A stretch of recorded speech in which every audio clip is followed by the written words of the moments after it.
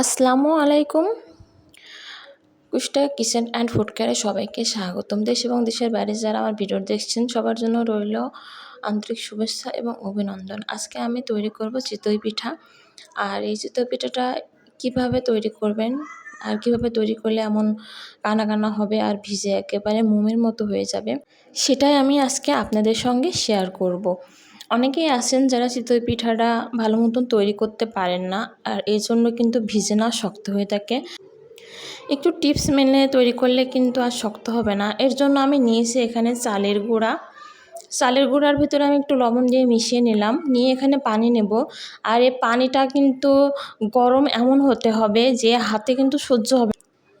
হাত পানির ভিতরে দিলে পরে বেশিক্ষণ সময় রাখা যাবে না, সঙ্গে সঙ্গে তুলে নিতে হবে। এমন গরম হতে হবে যে গরমটা আমাদের হাতে আসলে সহ্য হয় না। এমন গরম পানি নিয়ে এটাকে একটু একটু করে পানি দিতে হবে চালের গুঁড়োর উপরে, আর এইভাবে মুথে নিতে হবে। খুব সুন্দর করে মুথে মুথে এটাকে একটা গোলায় পরিণত করতে হবে।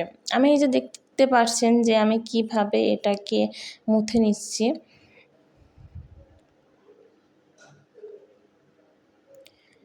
এভাবে মুথে নিয়ে কিন্তু এটাকে গোলা তৈরি করলে পরে পিঠাটা কিন্তু সুন্দর হবে।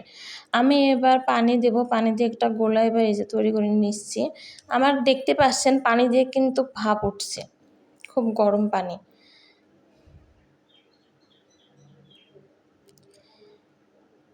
আর গোলাটা হতে হবে কেমন আমি দেখিয়ে দিচ্ছি। গোলাটা খুব বেশি ঘন না, আবার খুব বেশি পাতলাও না, এমন হতে হবে। এই যে আমি হাত ধুয়ে আপনাদেরকে আরেকটু দেখিয়ে দিচ্ছি যে এটা আসলে কেমন হবে। এই যে একটা নখ দিলে পরে এই যে হাতের সাথে কিন্তু মনে হচ্ছে একটা পাতলা লেয়ার। গোলাটা ঠিক এমনই হবে।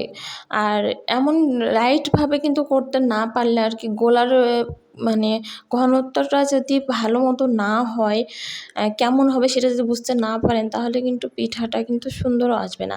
আর প্রতিটা তাওয়ায় যখন পিঠাটা আপনারা দেবেন চিতই পিঠাটা, তখন কিন্তু এইভাবে গুলিয়ে গুলিয়ে নিতে হবে আর তাওয়ার উপরে দিতে হবে। তাওয়ার উপর যখন দিতে হবে তাওয়াটা কিন্তু খুব তাপে থাকবে। আমি মাটির চুলা এবং মাটির তাওয়া নিয়েছি। আর মাটির তাওয়াতে কিন্তু পিঠাটা খুব সুন্দর আসে। তাওয়ার তাপমাত্রা যদি প্রথমে যদি হাই হিটে না থাকে তাহলে কিন্তু আপনারা পিঠাটা যখন তলবেন তখন কিন্তু উঠবে না, লেগে যাবে। এই জন্য তাওয়াটার উপরে যখন গোলাটা দেবেন আর কি, তখন তাওয়াটা কিন্তু খুব হাই হিটে থাকতে হবে।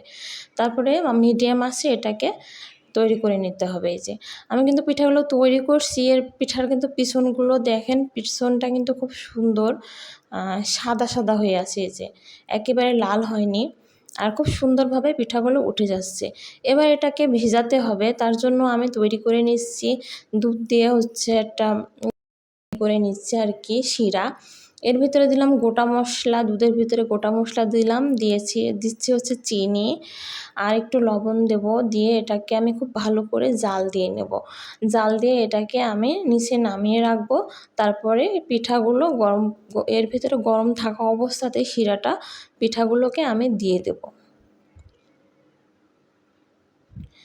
এই জায়গাটা আমার ভিডিওটা একটু খারাপ হয়ে গেছে, তারপরে মনোযোগ সহকারে দেখেন, যেহেতু ভাপ লেগেছে তো ক্যামেরায়, এই জন্য ভিডিওটা একটু ঝাপসা হয়ে গেছে।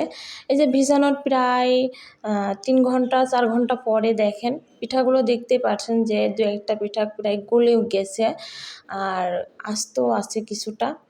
এই যে আর আমি একটা কেটেও আপনাদেরকে দেখাচ্ছি, কি সুন্দর নরম হয়েছে পিঠাগুলো। এই যে একেবারে গলে যাচ্ছে মোমের মতো।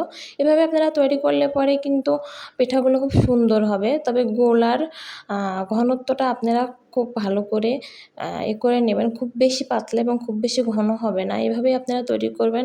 আসসালামু আলাইকুম, সবাই ভালো থাকবেন।